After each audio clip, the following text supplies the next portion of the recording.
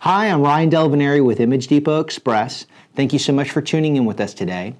Today we're actually going to be talking about four-color process. Okay, so first let's talk about what is four-color process, what are the inks, how does it work? Okay, so four-color process, the four ink colors that make up four-color process are CMYK, and that stands for cyan, magenta, yellow, and black, okay? I don't know why K stands for black instead of B, but that's the way that it is. So those four ink colors are a more watery, transparent ink, and they're made to combine together in order to get all the colors of the rainbow, so to speak. So any color under the sun. It's pretty much how any of your printers work at home, whether they print on toner or their bubble jet or whatever. They usually require CMYK ink cartridges. Okay. So we're not printing with a bubble jet, or we're printing on a big screen print press, but we're filling the screens with CMY or K, so cyan, magenta, yellow, or black. So let's see how those combine together to get our four-color process print.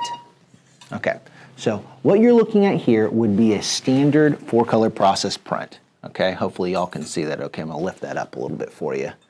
Okay, so this is only made up with CMYK, so four-color print.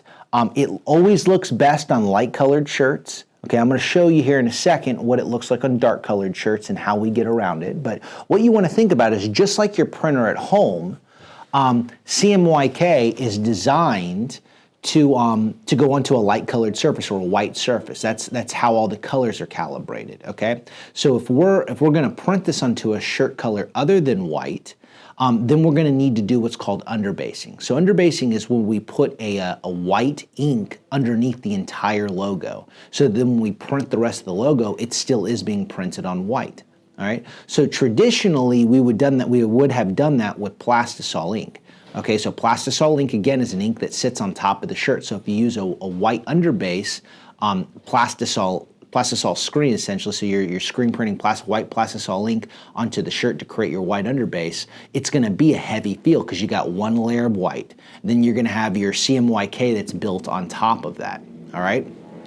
So this is a little alternative to getting a thick print. So this is also a four-color process print, CMYK, okay? The difference is this is soft, just like the white one I showed you. So what did we do differently?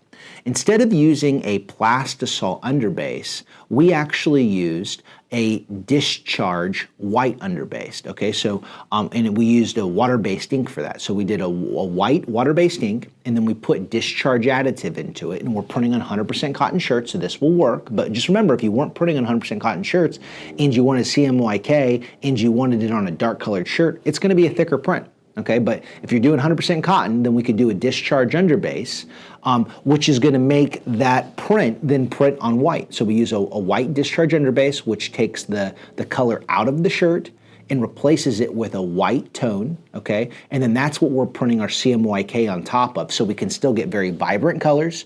We get good good combinations of how they're combining together, good saturation, okay? And we still do all that while achieving a nice soft print. So you just want to keep some of these variables in mind when you're doing a four-color process print. It can get it's how you get photorealistic. So if you wanted to, just like our original example here, okay? You've got a real plane that's in this. You've got a lot of variation of color. You got like probably 6 different colors of green here in the palm fronds that make up the logo. You got 2 or 3 different colors of orange and red back here. We're doing all of that with just 4 ink colors. Okay, so if you want to get a photorealistic look, four-color process is the way to go. If you're trying to achieve that on a dark-colored shirt, and you still want it to be soft and something you're going to want to wear, which I think all of us do, then you want to probably pair the CMYK with a discharge underbase rather than a straight plastisol underbase. So I know I used a lot of technical terms, and I'm sure some of you are sitting there scratching your head. Like I always say, if you've got any questions, just reach out to us. We can look at the design, we can look at the shirt that you're looking to put it on, and we can recommend a good process. And we can also recommend what variables you might switch out, like changing the shirt color, changing the shirt brand or makeup, incorporating a discharge underbase, all to come up with the best quality product. And that's what our aim is we want you to get a product that you're proud of and that hits the mark for what you're looking to do. Okay, so thank you so much for joining in with us and for bearing with us as we talk through this. It's a little bit more technical.